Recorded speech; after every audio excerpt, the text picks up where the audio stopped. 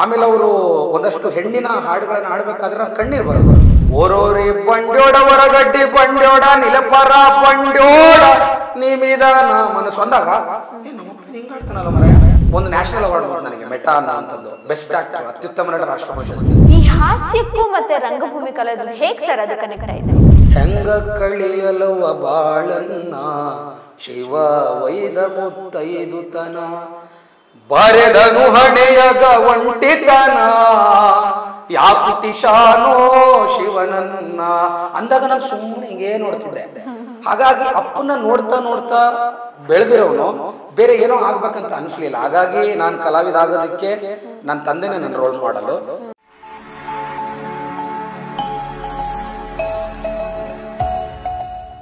Hi hello ನಮಸ್ಕಾರ, ನೀವು ನೋಡ್ತಾ ಇದ್ದೀರಾ ಸಿರಿ ಟಿವಿ. ನಾನು ದಿವ್ಯಶ್ರೀ. ಇವತ್ತಿನ ವಿಶೇಷ ಕಾರ್ಯಕ್ರಮದಲ್ಲಿ ಅಂದ್ರೆ ನಮ್ಮ ಸಿನಿ ಸ್ಟೋರಿ ವಿತ್ ಸಿರಿ ಕಾರ್ಯಕ್ರಮದಲ್ಲಿ ನಮ್ಮ ಜೊತೆ ಇದ್ದಾರೆ ರಂಗಭೂಮಿ ಕಲಾವಿದ್ರು, ಹಾಸ್ಯ ಕಲಾವಿದ್ರು, ಹಾಗೆ ಕಾಂತಾರ ಚಾಪ್ಟರ್ 1 ಸಿನಿಮಾದಲ್ಲಿ ಹೀರೋ ಗ್ಯಾಂಗ್ ಅಲ್ಲಿ ಇರುವಂತಹ ಡಿಂಗ್ರಿ ನರೇಶ್ ಅವರು. ಬನ್ನಿ ಅವ್ರ ಜೊತೆ ಮಾತಾಡಿ ಇವತ್ತಿನ ಸಂಚಿಕೆನ ಇನ್ನಷ್ಟು ಸ್ಪೆಷಲ್ ಮಾಡೋಣ. ನಮಸ್ತೆ ಸರ್. ನಮಸ್ತೆ. ಹೇಗಿದ್ದೀರಾ? ಅದ್ಭುತವಾಗಿದ್ದೀನಿ. ಸಕ್ಕತ್ತಾಗಿದ್ದೀರಾ. ನೋಡ್ತಾ ಇದ್ರೆ ನಿಮ್ ಜೋಶ ಸೂಪರ್ ಆಗಿದೆ. ನಾನಂತೂ ಇನ್ನೂ ಸಕ್ಕತ್ತಾಗಿದೆ. ಅಯ್ಯೋ, ನಮ್ಕಿನ ಜೋಶಿ ಇದೆ ನಿಮ್ಗೆ. ತಿಂಡಿ ಮಾಡಿದ್ರಾ? ತಿಂಡಿ ಮಾಡಿದೆ. ಊಟನೂ ಮಾಡಿದೆ. ಸೂಪರ್. ನಮ್ಗೆ ಇನ್ನೂ ಏನಿಲ್ಲ ಸರ್. ಹೌದಾ? ಇದು ಮುಗಿದ ಮೇಲೆ ಹೊರಗೆ ಹೋಗಿ ತಿಂಡಿ ತಿನ್ನೋಣ.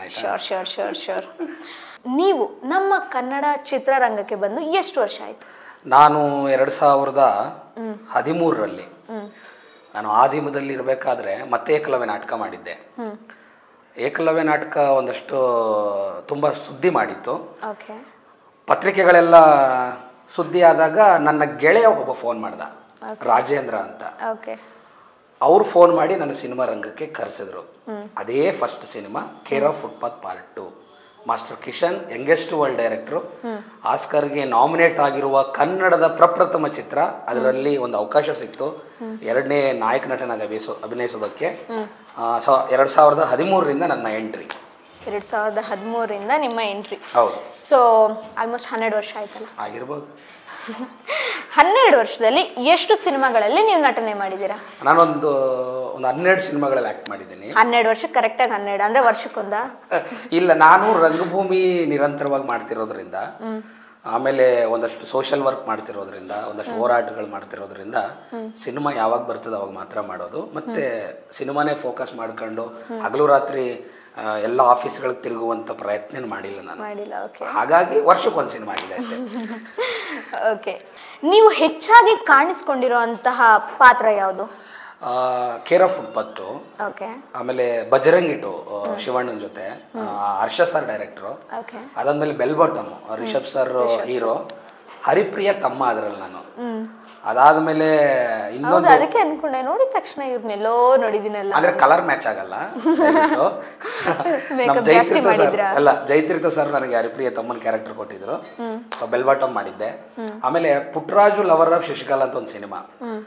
ಅದು ಲಾಕ್ಡೌನಲ್ಲಿ ಸಿಕ್ಕಾಪಟ್ಟೆ ಯುವಕರಿಗೆ ಎಂಜಾಯ್ ಮಾಡಿದೆ ಸಿನಿಮಾ. ಈ ಲಾಕ್ಡೌನ್ ಹೆಂಗ್ ಕಳಿಬೇಕಪ್ಪ ಅಂದಾಗ ನನ್ನ ಸಿನಿಮಾ ಎಂಟರ್ಟೈನ್ಮೆಂಟ್ ಮಾಡಿದೆ. ಸೊ ಹಾಗಾಗಿ ಪುಟ್ಟರಾಜು ಲವರ್ ಆಫ್ ಶಶಿಕಲಾ ತುಂಬ ನೋಡಿದ್ದಾರೆ. ಅದಾದಮೇಲೆ ಅವಳು ಲೈಲಾ ಅಲ್ಲ ನನ್ನ ಮಜ್ನು ಅಲ್ಲ. ಆಮೇಲೆ ಇತ್ತೀಚೆಗೆ ಬಿಡುಗಡೆ ಆಗಿರ್ತಕ್ಕಂಥ ರಾಜರತ್ನಾಕರ್ ಅಂತ ಒಂದು ಸಿನಿಮಾ, ಆಮೇಲೆ ಹೆಬ್ಬುಲಿ ಕಟ್ಟು, ಈಗ ಒಂದಷ್ಟು ಮಾಡ್ತಾ ಇದ್ದೀನಿ. ಆಮೇಲೆ ಕಾಂತಾರ ಚಾಪ್ಟರ್ 1. ಹೌದು. Wow, super. ನಿಮಗೆ ಇಷ್ಟು ಸಿನಿಮಾಗಳಲ್ಲಿ ನಿಮಗೆ ಕೀರ್ತಿ ತಂದುಕೊಟ್ಟಂತಹ ಸಿನಿಮಾ?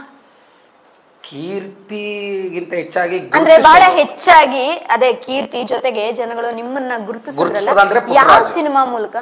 ಪುಟ್ಟರಾಜು ಸಿನಿಮಾ. ಅದು ನನ್ನ ಕರಡಿ ಸೀನಾ ಅಂತಾನೆ ಗುರುತಿಸ್ತಾರೆ ಎಲ್ಲೋದ್ರು. ಆಮೇಲೆ ಯಾವುದೇ ಹೋಟ್ಲಿಗೆ ಹೋದ್ರು ಒಂದು ಲುಕ್ಕಿಂಗ್ ಕೊಡ್ತಾನೆ. ಅವ್ನು ಕೆಲಸ ಮಾಡ್ತಿರ್ತಾನೆ, ಮತ್ತೆ ಹಿಂಗೆ ನೋಡ್ತಾನೆ, ಅಯ್ಯೋ ಎಲ್ಲೂ ನೋಡಿನಲ್ಲ ಮರ ಅನ್ನೋ ಥರದ ಫೀಲಲ್ಲಿ ನಾನು ಅನ್ಕೊಂತಿರ್ತೀನಿ. ಆಮೇಲೆ ಬಂದು ನೀವು ಸಿನಿಮಾ ಮಾಡಿರಲ್ವಾ ಅಂತ. ಆಮೇಲೆ ಈ ಕ್ಯಾಬ್ ಬುಕ್ ಮಾಡ್ಕೊಳ್ಬೇಕಾದ್ರೆ ಹಿಂದೆ ಫೋನಲ್ಲಿ ಮಾತಾಡ್ತಿರ್ತೀನಿ. ಆಮೇಲೆ ಅವ್ನು ಡ್ರೈವ್ ಮಾಡಿದ್ರು ಹಿಂದೆ ತಿರುಗಿ ಹೇಳ್ತಾನೆ, ಸರ್ ನೀವು ಕರಡಿ ಸೀನ್ ಅಲ್ವಾ ಅಂತ. ಸೊ ಆ ಥರದ ಪುಟ್ಟರಾಜು ಸಿನಿಮಾ ನನಗೆ ತುಂಬ ಇದು ಮಾಡಿದೆ. ಆಮೇಲೆ ಬೆಲ್ ಬಾಟಮ್ ತುಂಬ ಜನಕ್ಕೆ ರೀಚ್ ಆಗಿದೆ ಮತ್ತು ತುಂಬ ಜನ ಗುರುತಿಸ್ತಾರೆ. ಬೆಲ್ ಬಾಟಮಲ್ಲಿ ನೀವು ಟೀ ಕ್ಯಾಂಡಲ್ ಹಿಡ್ಕೊಂಬರ್ತೀರಲ್ವಾ, ಕೈ ಹಿಂಗೆ ಹಿಡ್ಕೊಂಡಿರ್ತೀರಲ್ವಾ ಅಂತ, ಅದು ಒಂದಷ್ಟು ರೆಕಗ್ನೈಸ್ ಮಾಡಿದೆ. ಸರ್, ಈಗ ನೀವು ಹೇಳಿದ್ರಿ ಅಲ್ವಾ, ಅಂದ್ರೆ ಕ್ಯಾಬ್ ಬುಕ್ ಮಾಡಬೇಕಾದ್ರೆ ಇನ್ನೊಂದು ಮಾಡಬೇಕಾದ್ರೆ ಸಡನ್ ಆಗಿ ನೋಡ್ತಾರೆ ನನ್ನ ಮಾತಾಡ್ತಾರೆ ಅಂತ, ಹಾಗೆಲ್ಲ ನಿಮ್ಗೆ ಏನು ಅನ್ಸುತ್ತೆ ಸರ್? ಖುಷಿ ಆಗುತ್ತೆ, ತುಂಬ ಖುಷಿ ಆಗುತ್ತೆ. ಈ ಹೆಂಗಂದರೆ ನಟನಿಗೆ ಮುಖ್ಯವಾಗಿ ಸ್ಪೆಷಲಿ ಸಿನಿಮಾ ನಟನಿಗೆ ಬೇಕಾಗಿರೋದು ಗುರುತಿಸುವಿಕೆ.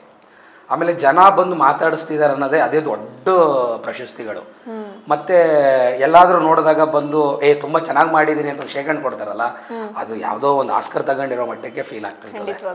ಓಕೆ, ಈಗ ನೆಕ್ಸ್ಟು ನೀವು ಇಷ್ಟು ಸಿನಿಮಾಗಳೆಲ್ಲ ಮಾಡ್ಕೊಂಡು ಬಂದಿದ್ದೀರಾ, ನಿಮಗೆ ಸ್ಫೂರ್ತಿ ಯಾರು? ನನ್ನ ತಂದೆನೇ ನನ್ನ ಸ್ಫೂರ್ತಿ. ಅಂದರೆ ನಾನು ಸಿನಿಮಾಗೆ ಬರಬೇಕು ಅನ್ನೋ ಸ್ಫೂರ್ತಿ ಬೇರೆ, ಬಟ್ ನಾನು ಕಲಾವಿದ ಆಗಬೇಕು ಅನ್ನೋದಕ್ಕೆ ಸ್ಫೂರ್ತಿ ನನ್ನ ತಂದೆ. ಯಾಕಂದರೆ ಅಪ್ಪ ಒಳ್ಳೆ ಹಾಡುಗಾರರು. ಅಪ್ಪ ತಮಟೆ ನುಡಿಸ್ಕೊಂಡು ಹಾಡಾಡಿದ್ರೆ ನಾನು ಮೂಕ ವಿಸ್ಮಯನಾಗ್ತಿದ್ದೆ. ಅವರು ಎಕ್ಸಾಂಪಲು ಅವರು ತಮಟೆ ನುಡಿಸ್ತಾ ಒಂದು ಊರುಗಳಿಗೆ ಹೋಗ್ತಿದ್ರು, ಬೀದಿ ನಾಟಕ ಮಾಡ್ತಿದ್ರು, ಸ್ಟ್ರೀಟ್ ಪ್ಲೇ ಮಾಡ್ತಿದ್ರು. ಅದನ್ನು ನಾನು ಗಮನಿಸ್ತಾ ಇದ್ದೆ, ನೋಡ್ತಿದ್ದೆ. ಹಾಗಾಗಿ ನನ್ನ ತಂದೆ ನನಗೆ ಯೂನಿವರ್ಸಿಟಿ, ನನ್ನ ತಂದೆನೇ ಒಬ್ಬ ಪ್ರೊಫೆಸರು, ನನ್ನ ತಂದೆ ನನಗೆ ರೋಲ್ ಮಾಡಲು. ನನ್ನ ತಂದೆಯನ್ನು ನೋಡ್ತಾ ನೋಡ್ತಾ ನಾನೇನೋ ಇಂಜಿನಿಯರ್ ಆಗಬೇಕು, ಡಾಕ್ಟರ್ ಆಗಬೇಕು, ಇನ್ನೇನೋ ದೊಡ್ಡ ಆಫೀಸರ್ ಆಗಬೇಕು, ಈ ಥರದ್ದು ಯಾವ ಕನಸುಗಳನ್ನೂ ಕಂಡಿಲ್ಲ. 10ನೇ ಕ್ಲಾಸಿಗೆ ಎಲ್ಲ ಪುಸ್ತಕಗಳಿಗೆ ಟಾಟ ಹೇಳಿಬಿಟ್ಟು ಈ ಕಡೆ ಬಂದೆ. ಸೊ ಹಾಗಾಗಿ ನಮ್ಮ ಅಪ್ಪನ ಕಂಠ ನನಗೆ ಭಾಳ ಇಷ್ಟ. ಅವರು ಓರೋರಿ ಬಂಡೋಡ ಹೊರಗಡ್ಡಿ ಬಂಡೋಡ ನಿಲಪರ ಬಂಡೋಡ ನಿಮಿದಾನ ಮನಸ್ಸು ಅಂದಾಗ ನಮ್ಮಪ್ಪನ ಹಿಂಗೆ ಆಡ್ತಾನಲ್ಲ ಮರಯ ಅಂತ ಅನ್ಸೋದು. ಆಮೇಲೆ ಅವರು ಒಂದಷ್ಟು ಹೆಣ್ಣಿನ ಹಾಡುಗಳನ್ನು ಆಡಬೇಕಾದ್ರೆ ನಾನು ಕಣ್ಣೀರು ಬರೋದು. ನನ್ನ ತಂದೆ ಧ್ವನಿ ನನ್ನನ್ನು ಕರಗಿಸೋದು, ಹಿಂಡೋದು, ನನ್ನ ಹೃದಯ ಹಿಂಡುತ್ತಿತ್ತು. ಅವರು ಹೆಂಗ ಕಳಿಯಲವ ಬಾಳನ್ನ ಶಿವ ವೈದ ಮುತ್ತೈದುತನ ಬರೆದನು ಹಣೆಯಗ ಒಂಟಿತನ ಯಾಕುಟಿಶಾನೋ ಶಿವನನ್ನ ಅಂದಾಗ ನಾನು ಸುಮ್ಮನೆ ಹಿಂಗೇ ನೋಡ್ತಿದ್ದೆ. ಹಾಗಾಗಿ ಅಪ್ಪನ ನೋಡ್ತಾ ನೋಡ್ತಾ ಬೆಳೆದಿರೋನು ಬೇರೆ ಏನೋ ಆಗ್ಬೇಕಂತ ಅನಿಸ್ಲಿಲ್ಲ. ಹಾಗಾಗಿ ನಾನು ಕಲಾವಿದ ಆಗೋದಕ್ಕೆ ನನ್ನ ತಂದೆನೇ ನನ್ನ ರೋಲ್ ಮಾಡಲು. ಬಟ್ ಸಿನಿಮಾ ಮಾಡಬೇಕು ಅಂತ ಅನಿಸಿದ್ದು, ನಾನು ನಾಟಕಗಳನ್ನು ಸುಮಾರು ನಾಟಕಗಳನ್ನು ಮಾಡ್ತಿದ್ದೆ. ನೀನಾಸ ಮುಗಿದಿತ್ತು 2011ರಲ್ಲಿ ನೀನಾಸ ಮುಗಿಸಿದೆ. ಆಮೇಲೆ ಒಂದೊಂದು ನಾಟಕನ 100 ಪ್ರದರ್ಶನಗಳು ಇಡೀ ಕರ್ನಾಟಕದಾದ್ಯಂತ ಶೋಗಳನ್ನು ಮಾಡ್ತಿದ್ವಿ. ಆಗ ಎಷ್ಟೇ ನಾಟಕಗಳನ್ನು ಮಾಡಿದ್ರು, ಎಷ್ಟೇ ನನ್ನ ಬಗ್ಗೆ ಆರ್ಟಿಕಲ್ ಬಂದರು, ಊರಲ್ಲಿ ಎಲ್ಲೂ ತಮಟೆ ಬಾರಿಸೋದಿಲ್ವೇನಾ, ಎಲ್ಲೂ ಡ್ಯಾನ್ಸ್ ಮಾಡೋದಿಲ್ವೇನಾ ಅಂತ ಮಾತಾಡ್ಸೋರು. ಸೊ ಇದೇನು ಕರ್ಮ ಮಾರಾಯ, ನಾವು ನಾಟಕ ಮಾಡ್ತಿರೋದೇ ಬೇರೆ, ನನ್ನ ನೋಡ್ತಿರೋದೇ ಬೇರೆ ಅಲ್ಲ ಅಂತ ಒಂಚೂರು ಸಂಕಟ ಆಗೋದು. ಆಮೇಲೆ ಒಂದು ನ್ಯಾಷನಲ್ ಅವಾರ್ಡ್ ಬಂತು ನನಗೆ, ಮೆಟಾ ಅನ್ನುವಂಥದ್ದು, ಬೆಸ್ಟ್ ಆ್ಯಕ್ಟ್ರ್, ಅತ್ಯುತ್ತಮ ನಟ ರಾಷ್ಟ್ರ ಪ್ರಶಸ್ತಿ. ಅದು ಬಂದ ಮೇಲೆ ನನಗೆ ಬ್ರೆಜಿಲ್ ದೇಶದವರು ದ ಹಿಂದೂ ಡೆಕ್ಕನ್ ಹೆರಾಲ್ಡಲ್ಲಿ ನಂದು ಆರ್ಟಿಕಲ್ ಮಾಡಿದ್ರು. ಅದು ನಮ್ಮಪ್ಪ ತಗೊಂಡು ಊರೆಲ್ಲ ತೋರಿಸಿದ. ಆಮೇಲೆ ದ ಹಿಂದೂ ಪೇಪರಲ್ಲಿ ಪೂಜಾ ಅನ್ನುವಂಥವರು ನನ್ನೊಂದು ಆರ್ಟಿಕಲ್ ಮಾಡಿದ್ರು. ಆಮೇಲೆ ಪ್ರಜಾವಾಣಿ, ವಿಜಯ ಕರ್ನಾಟಕ, ವಿಜಯವಾಣಿ ಎಲ್ಲ ಪತ್ರಿಕೆಗಳೇ ನಂದು ಆರ್ಟಿಕಲ್ ಮಾಡಿದ್ರು. ಅದೆಲ್ಲ ನೋಡಿದ್ರು ಕೂಡ ನೆಕ್ಸ್ಟ್ ಕಟ್ ಮಾಡಿದ್ರು ಊರಿಗೆ ಹೋದಾಗ ಎಲ್ಲೂ ನಾಟಕ ಮಾಡೋದಿಲ್ವೇನೋ, ಎಲ್ಲಿ ತಮಟೆ ಬಾರಿಸೋದಿಲ್ವೇನೋ, ಹಾಡಾಡೋದಿಲ್ವೇನೋ ಅಂತ ಅನ್ನೋರು. ನಾವು ನಾಟಕ ಮಾಡೋದು ನಮ್ಮ ರಂಗಭೂಮಿ ಬೇರೆ ಥರದ್ದಿದೆ, ಇವ್ರು ಯಾಕೆ ಹಿಂಗೆ ನೋಡ್ತವ್ರೆ ಅಂತ ಸಂಕಟ ಆಗೋದು. ಸೊ ಆಗ ನಾನು ಬೀದಿ ನಾಟಕ ಮಾಡುವಾಗ ಒಂದು ಕರೆ ಬರ್ತದೆ, ರಾಜೇಂದ್ರ ಅಂತ. ಅವನು ಫೋನ್ ಮಾಡಿ ನನ್ನ ಕರೆದಾಗ ಸಿನಿಮಾ ಮಾಡ್ತೀನಿ, ಮಾಸ್ಟರ್ ಕಿಶನ್ ಅವರು ಅವಕಾಶ ಕೊಡ್ತಾರೆ ಮುಖ್ಯ ಪಾತ್ರವಾಗಿ. ಅದು ಟ್ರೈಲರ್ ಬಿಡುಗಡೆ ಆದಾಗ ನನ್ನ ಜನರ, ನಾನು ಹುಟ್ಟಿ ಬೆಳೆದ ಜನರ, ನನ್ನ ನೆಲದಲ್ಲಿ ಹುಟ್ಟಿರ್ತಕ್ಕಂಥ ಪ್ರತಿಯೊಬ್ಬ ವ್ಯಕ್ತಿನೂ ಕೂಡ ನಮ್ಮವ್ರು ಸಿನಿಮಾ ಮಾಡಿದ್ದಾನಲ್ಲ ಅಂತ ಹೆಮ್ಮೆಯಿಂದ ಹೇಳ್ಕೊಂಡ್ರು. ಸೊ ಹಾಗಾಗಿ ನಾನು ಸಿನಿಮಾಗೆ ಬರೋದಕ್ಕೆ ಮುಖ್ಯ ಕಾರಣ, ನನ್ನ ಊರಿನಲ್ಲಿ ನನಗೊಂದು ಗೌರವ ಸಿಗಬೇಕಿತ್ತು, ನನ್ನ ಊರಿನ ಜನ ನನ್ನ ಬೇರೆ ಥರ ನೋಡಬೇಕಿತ್ತು. ಸುತ್ತಮುತ್ತ ಬೇರೆ ಎಲ್ಲ ಜನ ಗೌರವ ಕೊಡ್ತಾರೆ, ಅದು ನನಗೆ ಇಂಪಾರ್ಟೆಂಟ್ ಅಲ್ಲ. ಸೊ ಇದ್ದ ಊರಲ್ಲಿ, ಇದ್ದ ನಾಡಲ್ಲಿ ನನಗೆ ಗೌರವ ಸಿಗಬೇಕಿತ್ತು, ಹಾಗಾಗಿ ಸಿನಿಮಾಗೆ ಬಂದೆ. ಇದೇ ನನ್ನ ಸ್ಫೂರ್ತಿ. Super sir. ಈಗ ಇಷ್ಟೊತ್ತು ನೀವು ಹೇಳಿದ್ರಲ್ಲಿ ಕೇಳಿಸ್ಕೊಂಡಾಗ ನೀವು ಹೇಳ್ತಿದ್ರಿ ಸಿಗಬೇಕಿತ್ತು, ಹಾಗಾಗಿ ಸಿನಿಮಾ ರಂಗಕ್ಕೆ ಬಂದೆ ಅಂತ ಹೇಳಿದ್ರಿ. ಸೊ ಈ ಸಿನಿಮಾಗಳ ಮಾಡಿದ ನಂತರ ನೀವು ಅನ್ಕೊಂಡಿದ್ದು ನಿಮಗೆ ಸಿಕ್ತಾ? ಗೌರವ ಅಂತೂ ಸಿಕ್ಕಿದೆ. ಓಕೆ. ಯಾವ ಥರ ಸಿಗಬೇಕು ಅಂತ ಅನ್ಕೊಂಡಿದ್ನಲ್ಲ ಅದಂತೂ ಸಿಕ್ಕಿದೆ. ಅಂದರೆ ನನ್ನನ್ನು ನೋಡುವ ದೃಷ್ಟಿಕೋನ, ನನ್ನ ಜೊತೆ ಮಾತಾಡುವ ದೃಷ್ಟಿಕೋನ ತುಂಬ ಬದಲಾಗಿದೆ. ಸೊ ಹಾಗಾಗಿ ನನಗೆ ಸಿಗಬೇಕಾದಂಥದ್ದು ಏನು ಬಯಸಿದ್ನೋ ಅದು ನನ್ನ ಊರಿನಲ್ಲಿ, ನನ್ನ ನೆಲದಲ್ಲಿ, ನನ್ನ ಜಿಲ್ಲೆಯಲ್ಲಿ ನನಗೆ ಸಿಕ್ಕಿದೆ. ಮತ್ತು ರಂಗಭೂಮಿ ಮೂಲಕ ನನಗೆ ಆದಂಥ ಒಂದು ಗೌರವ ಇದ್ದೇ ಇದೆ. ಯಾಕಂದರೆ ನಾನು ನಾಟಕಗಳನ್ನು ಡೈರೆಕ್ಟ್ ಮಾಡ್ತೀನಿ. ಎಲ್ಲ ಕಾಲೇಜುಗಳಿಗೆ ಹೋಗಿ almost all agriculture, horticulture, veterinary, forestry, sericulture, engineering college, arts college, BEd ಕಾಲೇಜುಗಳಿಗೆಲ್ಲ ಹೋಗಿ ನಾಟಕ ಮಾಡಿಸ್ತಾ ಇರ್ತೀನಿ. ಅಲ್ಲಿ ನನ್ನ ಗುರು ಸ್ಥಾನದಲ್ಲಿ ಇಟ್ಟು ನೋಡ್ತಾರೆ ಮತ್ತು ನನ್ನದೇ ಆದಂಥ ಒಂದು ಸ್ಥಾನಮಾನ ಕೊಟ್ಟಿದ್ದಾರೆ. ಶಿಷ್ಯ ಬಳಗನ ಪಡ್ಕೊಂಡಿದ್ದೀನಿ, ವಿದ್ಯಾರ್ಥಿಯನ್ನು ಪಡ್ಕೊಂಡಿದ್ದೀನಿ. ಆದರೆ ಎಷ್ಟೇ ಆಗಲಿ ನಮ್ಮೂರು ನನಗೆ ಚಂದ. ಈಗ ದೇಶಗಳಂತ ಬಂದಾಗ ನನ್ನ ದೇಶ ನನಗೆ ಮುಖ್ಯಪ್ಪ ಅಂತ ಅಂತೀವಿ. ರಾಜ್ಯಗಳಂತ ಬಂದಾಗ ನನ್ನ ರಾಜ್ಯ, ನನ್ನ ನಾಡು ನನಗೆ ಭಾಳ ಇಂಪಾರ್ಟೆಂಟ್ ಅಂತೀವಿ. ರಾಜ್ಯದೊಳಗಡೆ ಜಿಲ್ಲೆಗಳಂತ ಬಂದಾಗ ನನ್ನ ಜಿಲ್ಲೆ ನನಗೆ ತುಂಬ ಹೆಮ್ಮೆ ಅನಿಸುತ್ತೆ. ಹಾಗಾಗಿ ನನ್ನ ಜಿಲ್ಲೆಯಲ್ಲಿ ನನಗೊಂದು ಸ್ಥಾನಮಾನ ಬೇಕಿತ್ತು, ಅದು ಸಿನಿಮಾದಿಂದ ಪಡ್ಕೊಂಡಿದ್ದೀನಿ. Super sir. ಈಗ ನೀವು ಮೂಲತಃ ರಂಗಭೂಮಿ ಕಲಾವಿದರಾಗಿದ್ರಿ. ಸೊ ಈಗ ನೀವು ಮಾಡಿರೋ ಅಷ್ಟು ಸಿನಿಮಾಗಳಲ್ಲಿ ಮೆಜಾರಿಟಿ ನೀವು ಹಾಸ್ಯ ಕಲಾವಿದರಾಗಿ ತೋರಿಸ್ಕೊಂಡಿದ್ದೀರಾ. ಈ ಹಾಸ್ಯಕ್ಕೂ ಮತ್ತೆ ರಂಗಭೂಮಿ ಕಲಾವಿದ್ರಿಗೆ ಹೇಗೆ ಸರ್ ಅದು ಕನೆಕ್ಟ್ ಆಯ್ತು? ಕಲಾವಿದ ಅಂದ್ರೆ ಮುಗೀತು. ಹಾಸ್ಯ ಸಪ್ರೇಟು, ವಿಲನ್ ಸಪ್ರೇಟ್. ನಾವು ಸಿನಿಮಾದಲ್ಲಿ ವಿಲನು, ಹಾಸ್ಯ, ಹೀರೋಯಿನ್ ಅಂತ ನೋಡ್ತೀವಿ. ರಂಗಭೂಮಿಲಿ ಕಲಾವಿದ ಅಷ್ಟೇ ಕಲಾವಿದ ಅಷ್ಟೇ. ನಾನೊಬ್ಬ ರಂಗ ಕೃಷಿಕ, ನಾನೊಬ್ಬ ರೈತ, ನಾನೊಬ್ಬ ರಂಗಕಾರ್ಮಿಕ, ನಾನು ಕೆಲಸಗಾರ. ನಾನು ಸೊ ರಂಗಭೂಮಿ ಎನ್ನುವ ಭೂಮಿ ಒಳಗಡೆ ನಾನೊಬ್ಬ ಕೃಷಿ ಕೆಲಸ ಮಾಡ್ತಾ ಇದ್ದೀನಿ. ಅದು ಬೀಜಗಳನ್ನು ಬಿತ್ತಿದಾಗ ಎಲ್ಲವೂ ಒಂದೇ ಸಮನಕ್ಕೆ ಬೆಳಿಬಹುದು, ಕೆಲವು ಕಡಿಮೆ ಬೆಳಿಬಹುದು, ಜಾಸ್ತಿ ಬೆಳಿಬಹುದು. ಹಾಗಾಗಿ ನಾನೊಬ್ಬ ರಂಗ ಕೃಷಿಕ. ಈಗ ಸರ್ ಅಂದ್ರೆ ಎಲ್ಲಾ ಕಲಾವಿದ್ರಿಗೂ ಕಾಮಿಡಿ ಮಾಡ್ಬೇಕು ಅಂತ ಬಂದಾಗ ಬರೋದಿಲ್ಲ. ಅವ್ರ ಕಾಮಿಡಿ ನೋಡಿ ನಕ್ಕು ನಲಿಯುವಂತ ಜನಗಳು ತುಂಬಾ ಕಡಿಮೆ ಇರ್ತಾರೆ. ನಿಮಗೆ ಈ ಒಂದು ಹಾಸ್ಯ ಅನ್ನೋದು ಹೇಗ್ ಬಂತು? ಇದನ್ನೇ ಈ ಪಾತ್ರದಲ್ಲಿ ಹೋದ್ರೆ ನಾನು ಚೆನ್ನಾಗಿ ಕಾಣಿಸ್ತೀನಿ ಅಂತ ಹೇಗ್ ಅನಿಸ್ತು? ನನಗೆ ಗೊತ್ತಿಲ್ಲ, ಅದು ಏನೋ ಫ್ರೇಮ್ ಅಲ್ಲಿ ಬರ್ತಿದಾಗ ಆಗಾಡ್ತಾರ ಮರಾಯ. ನಾನು ಬಜರಂಗಿ 2 ಸಿನಿಮಾದಲ್ಲಿ ಬಹಳ ಸೀರಿಯಸ್ ಆಗಿ ಕ್ಯಾರೆಕ್ಟರ್, ಕತೆ ಕೇಳುವಂತ ಕ್ಯಾರೆಕ್ಟರ್ ಮಾಡಿದ್ದೀನಿ. ಮೊದಲನೇ ಶೋಗೆ ನಾನು ಬಾಗಲಕೋಟೆ ಹಾರ್ಟಿಕಲ್ಚರ್ ಕಾಲೇಜಲ್ಲಿ ನಾಟಕ ಮಾಡಿಸ್ತಿದ್ದೆ. ಅವತ್ತು ಬ್ರೇಕ್ ಕೊಟ್ಟು ಬೆಳಿಗ್ಗೆ ಶೋ ನೋಡಕ್ ಹೋಗಿದ್ದೀನಿ. ನನ್ನ ಎಂಟ್ರಿ ಆಗ್ತಿದ್ದಂಗೆ ಎಲ್ಲರೂ ಕರಡಿಸಿನ ಅಂತ ನಗಾಡ್ತವ್ರೆ ಥಿಯೇಟರ್ ಒಳಗಡೆ. ಅಲ್ಲಿ ಇದೇನು ಕರ್ಮ ಮರಾಯ ಅಂದರೆ ನನಗೆ ಗೊತ್ತಿಲ್ಲ, ನನ್ನ ಮುಖನೇ ಆ ಥರ ಕಾಣುತ್ತೋ ಅಥವಾ ನಂಗೆ ಗಮನಿಸ್ತಾರೋ, ಹಂಗೆ ನೋಡಿದಾರೋ ನನಗಂತೂ ಗೊತ್ತಿಲ್ಲ. ಅದು ಹೇಗಂತನೂ ಹೇಳೋಕ್ಕಾಗಲ್ಲ, ನಗ್ತಾರೆ ಅಷ್ಟೇ ಜನ. ಅಂದ್ರೆ ನೀವು ಈಗಷ್ಟೇ ನಿಮ್ ಜೊತೆ ಮಾತುಕತೆ ಆಡ್ಬೇಕಾದ್ರೂ ಕೂಡ ಖಂಡಿತವಾಗ್ಲೂ ತುಂಬಾ ನಾನು ನಗ್ದೆ. ಅಂದ್ರೆ ನೀವು ಮೊದ್ಲೇ ಪ್ರಿಪೇರ್ ಆಗಿರ್ತೀರ ಅಥವಾ ಅದು ಆನ್ ಸ್ಪಾಟ್ ಅಲ್ಲಿ ಬರ್ತಾ ಇರತ್ತ ಮಾತುಗಳು? ಎಂತ ಪ್ರಿಪೇರ್ ಆಗೋದು ಮೇಡಮ್, ನಾಳೆ ತಿಂಡಿ ಏನಂತ ಇವತ್ತು ರಾತ್ರಿ ಪ್ರಿಪೇರ್ ಮಾಡಿ ನಾಳೆ ಇದನ್ನ ಮಾಡೋಣಪ್ಪ, ಬೆಳಿಗ್ಗೆ ಕೆಲಸ ಮಾಡಿ ತಿಂಡಿ ಮಾಡ್ಕೊಂಡು ತಿಂಡಿ ಮಾಡ್ಬೋದು. ಇವಾಗ ಏನೋ ಪ್ರಶ್ನೆ ಕೇಳಿರ್ತೀರಿ, ನನಗೆ ಹೆಂಗ್ ಗೊತ್ತಿರ್ತದ ಅದು?